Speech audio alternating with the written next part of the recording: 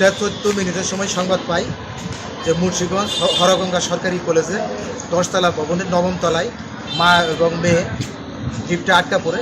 তাৎক্ষণিক সংবাদ পেয়ে মুন্সিগঞ্জ ফায়ার স্টেশনের 2টি ইউনিট দ্রুত ঘটনাস্থলে এসে আমাদের অত্যাধুনিক যন্ত্র স্প্রেডার ব্যবহার করে আমরা দ্রুততম সময়ে উদ্ধার করতে সক্ষম হই। তবে মা এবং মেয়ে দুইজনই সুস্থ আছে। মেয়েটির বয়স 2 বছর, তবে বড় ধরনের দুর্ঘটনা থেকে রক্ষা পেয়েছে।